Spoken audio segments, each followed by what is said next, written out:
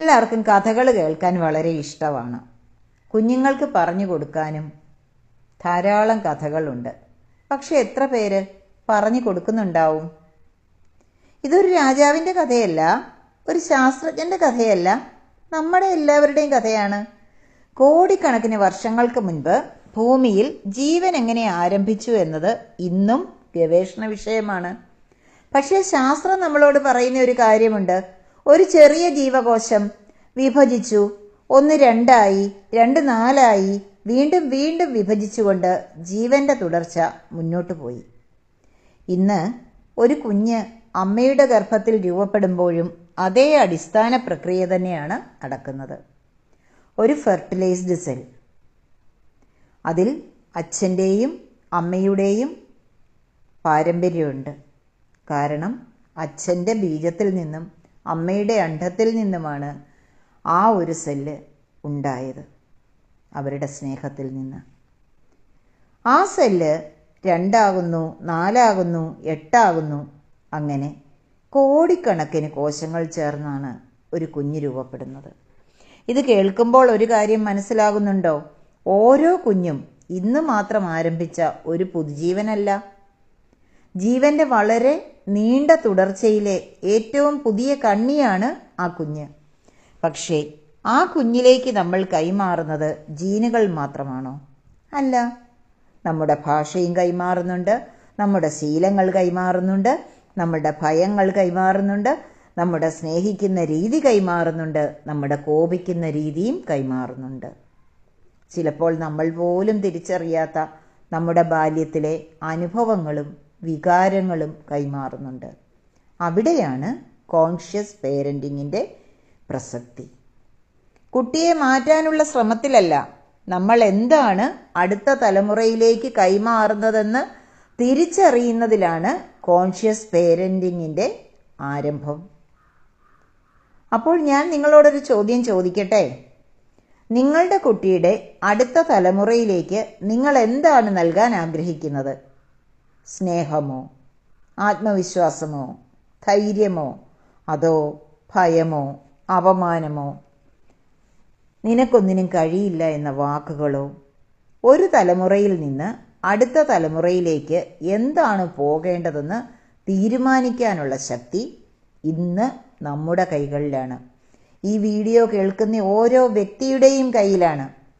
അതാണ് കോൺഷ്യസ് പേരൻറ്റിങ്ങിൻ്റെ മഹത്വവും.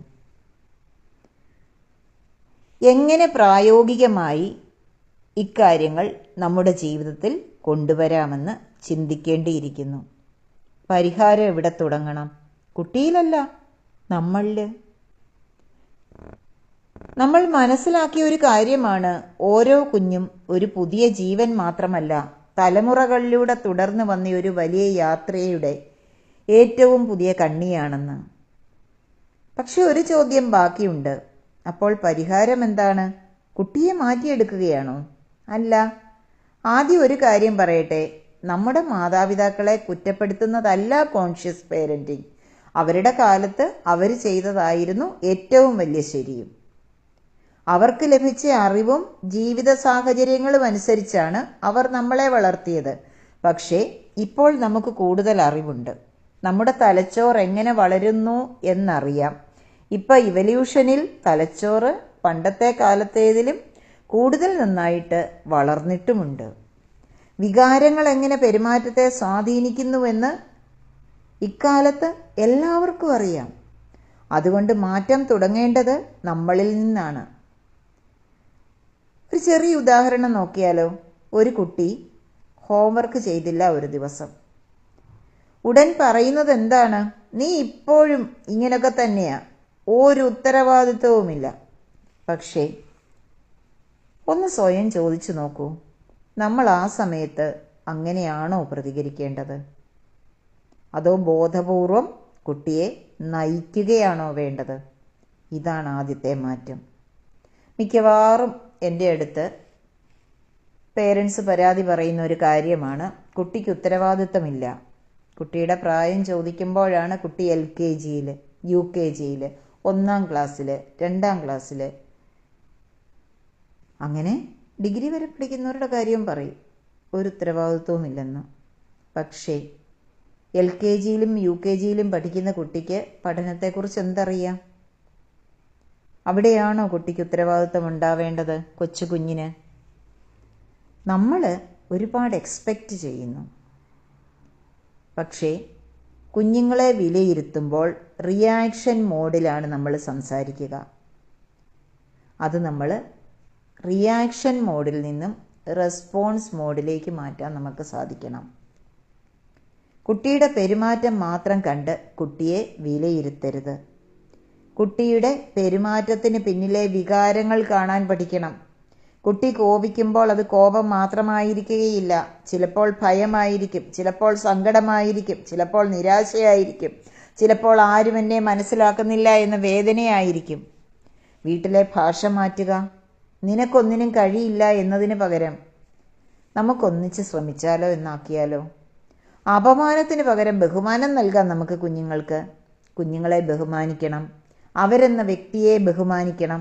അവരിലെ ചൈതന്യത്തെ ബഹുമാനിക്കണം. ഇതൊക്കെ നമ്മൾ സ്കൂളുകളിൽ പഠിക്കുന്ന കാര്യമല്ല. ഇത് വീട്ടിലാണ് നമ്മൾ പരിശീലിക്കേണ്ടത്.